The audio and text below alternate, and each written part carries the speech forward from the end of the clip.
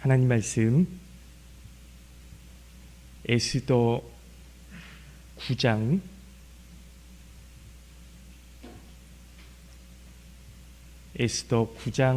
29절부터 10장 3절까지 말씀 보도록 하겠습니다. 에스더 9장 29절부터 10장 3절까지 말씀, 구약성경 760쪽입니다.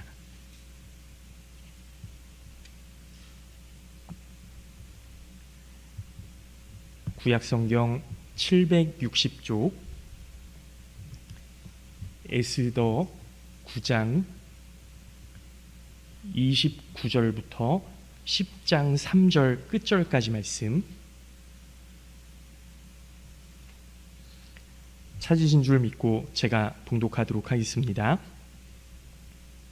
아비하일의 딸 왕후 에스더와 유다인 모르드게가 전권으로 글을 쓰고 불임에 대한 이 둘째 편지를 굳게 지키게 하되, 화평하고 진실한 말로 편지를 써서 아하수에로의 나라 127지방에 있는 유다 모든 사람에게 보내어 정한 기간에 이 불임일을 지키게 하였으니, 이는 유다인 모르드게와 왕후 에스더가 명령한 바와 유다인이 금식하며 부르짖은 것으로 말미암아 자기와 자기 자손을 위하여 정한 바가 있음이더라. 에스더의 명령이 이 불임에 대한 일을 견고하게 하였고 그 일이 책에 기록되었더라. 아하수에로 왕이 그의 본토와 바다 섬들로 하여금 조공을 바치게 하였더라. 왕의 능력 있는 모든 행적과 모르드게를 높여 존귀하게 한 사적이 메대와 바사 왕들의 일기에 기록되지 아니하였느냐. 3절 말씀 합독하겠습니다. 유다인 모르드게가 아하수에로 왕의 다음이 되고 유다인 중에 크게 존경받고 그의 허다한 형제에게 사랑을 받고 그의 백성의 이익을 도모하며 그의 모든 종족을 안위하였더라. 아멘. 할렐루야. 오늘 예배에 나오신 우리 모든 성도님들 주님의 이름으로 환영하고 축복합니다. 하나님의 은혜와 사랑이 날마다 함께 하실 수 있기를 예수님의 이름으로 기도하겠습니다. 여러분, 에스더에 대해서 잘 아실 거예요. 에스더, 이게 유다 사람인데 포로 아닙니까? 포로로 이제 끌려와서 아하수에로 왕의 이 왕후가 되었던 입지전적인 인물이죠. 아무도 이런 사람이 없었는데요. 하나님의 은혜였습니다. 하나님의 은혜로 이 에스더가 왕후가 되었는데, 이 모르드게라는 외삼촌이죠. 이 외삼촌의 손에서 컸던 이 조카가 왕후가 되고 나서 나만 잘 먹고 잘 살면 되지 뭐, 이렇게 생각한 것이 아니라 이 유다 민족의 어떤 그 몰살 계획을 알아내고 이 몰살 계획을 뒤집어서 민족을 지켜냈던 이 왕후로 굳건히 서게 되는 겁니다. 그리고 이 왕후가 이제 이 유다가 구원받은 날이다 라고 하는 불임일을 만들어서 모든 유다인들이 이 불임일을 지키게 하기로 우리가 이 날을 기억하자, 그렇게 오늘 말씀의 마지막이 나오는 거죠. 여러분이 기억한다는 말이 어떻게 보면 감성적으로 들릴 수도 있어요. 하지만 오늘 말씀에서 기억하고 기념하는 것은 참 중요한 의미이기에 제도로 만들어야 되겠다, 이렇게 나라에서 정하는 거죠. 그리고 그 기억하려는 에스더와 모르드게의 노력이 말씀에 엿보이는 겁니다. 오늘 말씀을 나누면서 우리가 반드시 기억해야 하는 내용들을 함께 나누고, 그 기억이 우리의 인생을 더욱 감사와 기쁨으로 하나님께 가까이 나아가게 하는 것임을, 그런 깨닫는 시간이 될 수 있기를 예수님의 이름으로 기도하겠습니다. 오늘 그 김유택 목사님이 돌아가시고 나서 그 발인 예배를 제가 드리고 왔어요. 아침에 발인 예배 말씀을 전하면서 마지막에 대해서 묵상을 하게 되었습니다. 우리가 살면서 친구들을 먼저 떠나보내기도 하고 부모님을 먼저 떠나보내고 또 우리보다 더 오래 사는 것이 당연하게 여겨지는 어린 친구들을 먼저 떠나보내기도 합니다. 저는 사실 목회자로 살면서 장례를 많이 치르게 되는데 사랑하는 사람들을 먼저 하나님 품에 보내며 인생에 반드시 마지막이 있다는 것을 우리가 기억해야 되는구나. 이걸 알게 되는 거예요. 그냥 제가 잘나서 많이 배워서 알게 되는 게 아니라 장례를 치르다 보니까 저절로 알게 되는 거예요. 인생의 마지막이 있구나. 하나님이 정하신 때가 있구나. 그래서 제가 예전에 부목사 생활할 때는 벽제 납골당을 굉장히 많이 갔었거든요. 근데 그때 사실은 어린 아이예요. 관이 아주 작아요. 그 아이의 모습을 보면서도 하나님이 정하신 때가 있는 거구나. 우리가 우리의 마지막을 정할 수가 없구나. 그런 생각을 많이 했었습니다. 근데 오늘 제가 드리는 마지막은요, 우리가 단순히 죽음의 때를 맞이하는 그 마지막이 아니라 하나님께서 우리의 인생을 다 마치게 하시고 우리를 다시 하나님 앞에, 하나님의 얼굴 앞에 세워놓으실 때 그 마지막을 말씀드리려고 하는 거예요. 우리의 인생을 다 마치고 마지막에 하나님 앞에 서게 되었을 때 하나님께서는 분명히 우리에게 잘했다, 충성된 종아, 내가 너를 사랑하노라 이렇게 말씀해 주실 거라고 믿습니다. 그날까지 우리가 붙들어야 할 것이 뭐냐? 바로 은혜라는 거죠. 하나님의 은혜를 우리가 붙들고 살아야 하나님의 주신 그 은총과 감사를 우리의 마음 가운데 품고 살아야, 그래야 마지막에 하나님께서 우리에게 착하고 충성된 종아 내가 너를 사랑하노라 이렇게 말씀해 주실 것 아닙니까? 하나님의 은혜를 잊어버리고 하나님께서 베풀어 주신 것을 잊어버리고 심지어 하나님을 잊어버리고 살아간다면 우리는 그런 하나님의 칭찬을 들을 수 없을 거예요. 오늘 에스더서의 마지막 부분에서 에스더와 모르드게가 이스라엘 백성들에게 여러분 이것을 반드시 기억해야 됩니다 라고 선언하는 거예요. 선언할 뿐만 아니라 책에다가 기록해 놓았다는 겁니다. 그래서 하나님께서 우리를 구원하신 그 날을 견고하게 하였고 기록하였더라. 이게 오늘 말씀에 나오는 주제예요. 여러분, 우리가 잊어버려요. 사람이기에 잊어버릴 때가 많습니다. 하나님께서 베풀어 주신 은혜도 시간이 지나면 잊어버리고 죽을 것 같았던 순간에 하나님께서 건져주신 그 놀라운 사랑과 은혜까지도 잊어버리고 살 때가 있습니다. 돌이켜보면 분명히 하나님의 손길이었는데 어느 순간 그것을 내 힘이고 내 능력이었다고 고백할 때가 너무 많은 거죠.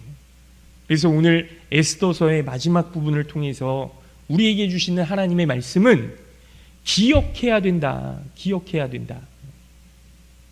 은혜를 잊지 말라라고 말씀하시는 겁니다. 첫 번째로 우리가 기억해야 될 것이 뭐냐면요, 구원받은 날을 기억해야 된다라는 겁니다. 구원받은 날. 그러니까 하나님의 은혜예요. 우리를 구원해 주신 날이에요. 여러분, 에스더서의 이야기를 생각해 보십시오. 이스라엘 백성들에게 죽음의 위기가 놓여졌습니다. 하만이라는 이 사람이 유다인들을 다 몰살시켜서 없애버리려고, 그래서 모르드게와 왕후 에스더까지도 완전히 이 세상에서 유다를 지워버리려고 계획을 세웠던 거예요. 그래서 왕의 명령까지 내려졌고 조서까지 내려왔는데 이제는 피할 길이 없어 보였습니다. 그런데 하나님께서 역사하신 거예요. 에스더를 왕후의 자리에 오르게 하셨고 에스더가 죽으면 죽으리이다 라는 마음으로 3일 동안 금식한 다음에 왕이 부르지도 않았는데 그 앞에 나아가서 왕 앞에 왕이시여 저에게 은혜를 베풀어 주시옵소서 그렇게 애원했던 거죠. 왕이 당신이 이야기하는 것이면 무엇이든지 다 듣겠다고, 그 당신의 소원을 들어주겠다고 그렇게 이야기했던 것 아닙니까? 여러분, 왕이 부르지 않았는데 왕 앞에 나온다는 것은요, 그때 당시에 반역이었어요. 반역. 왜냐하면 왕이라는 자리가 그렇지 않습니까? 암살을 당할지도 모르고 호시탐탐 누군가가 이 자리를 노릴지도 모르기 때문에 왕이 부르지도 않았는데 앞에 딱 나온다는 건요, 굉장히 위험을 감수한 일이었어요. 그런데 에스더가 그 일을 하는 거죠. 그리고 모르드게 외삼촌에게 뭐라고 이야기합니까? 당신들은 나를 위하여 3일 동안 먹지도 말고 자지도 말고 나를 위해서 기도하십시오. 나도 그렇게 하겠습니다. 죽으면 죽으리이다. 이 마음으로 왕 앞에 나섰던 것 아닙니까? 그리고 그 죽음이 예정되어 있던 사람들이 살아나게 되었어요. 절망이 기쁨으로 바뀌었습니다.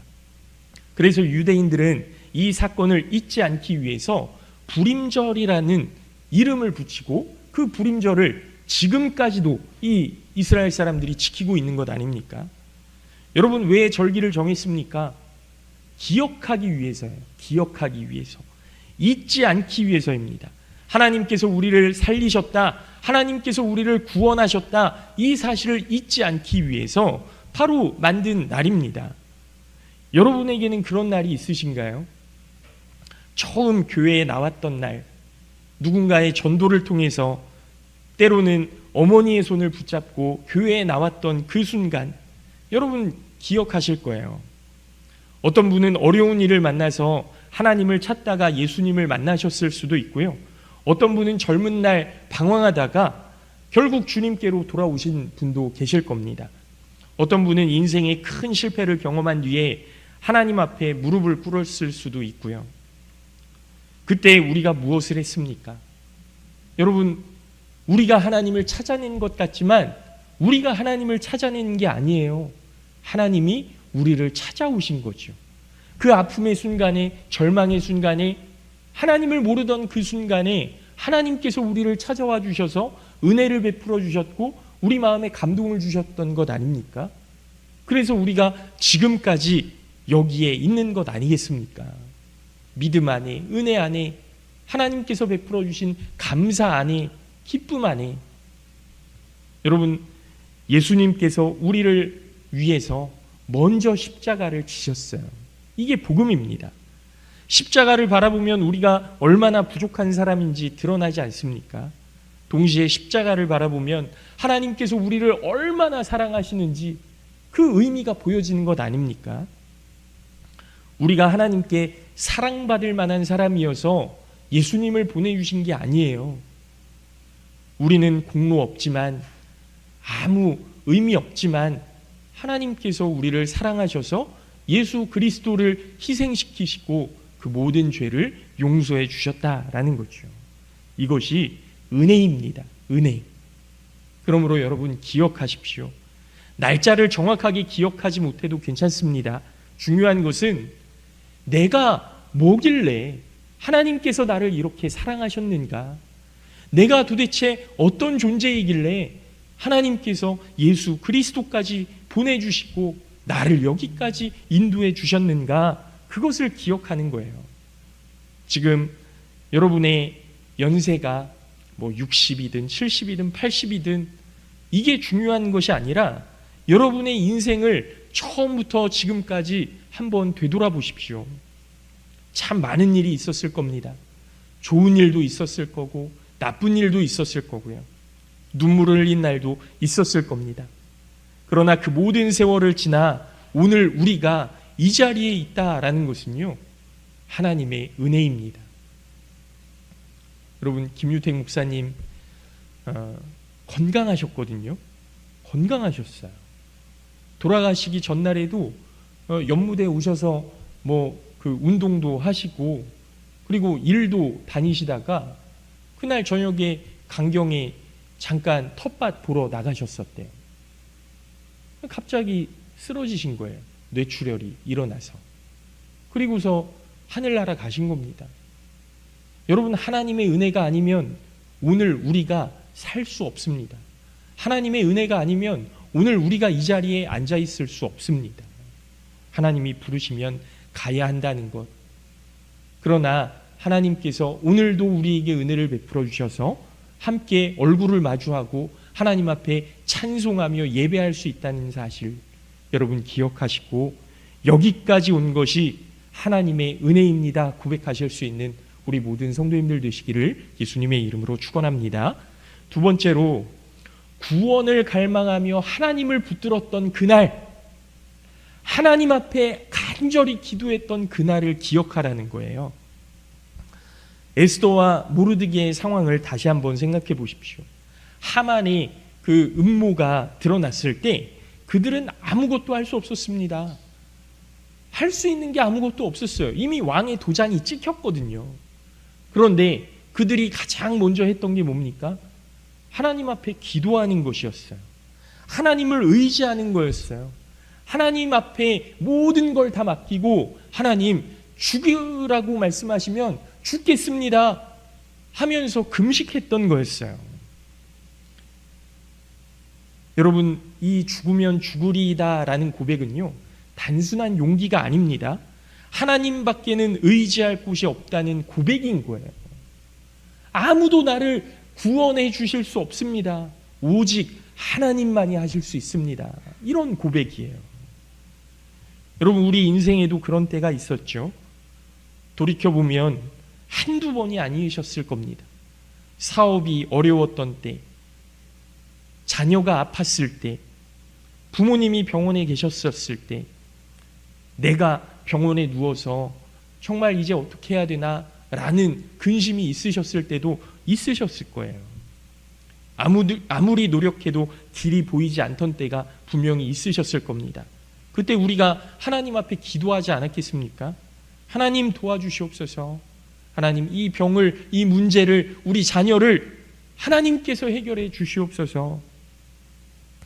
그때는 정말 하나님밖에 의지할 곳이 없었던 것 아닙니까? 그런데 여러분, 참 이상하죠? 그렇게 간절했던 때가 분명히 있었는데요, 지나고 나니까 잊어버려요. 지나고 나면 하나님도 잊어버리는 거예요.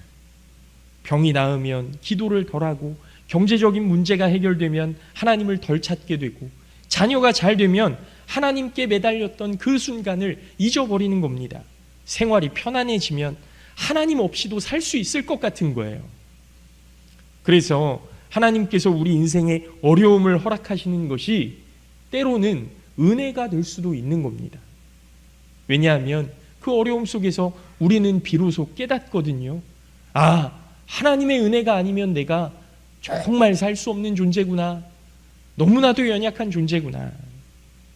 여기서 우리가 복음의 중요한 진리를 발견하게 되죠. 우리는 하나님이 필요합니다. 우리는 하나님 없이는 한순간도 살 수가 없습니다. 여러분, 살아보셔서 아시잖아요. 돈이 있어도 불안하고요, 자녀가 잘 돼도 불안해요.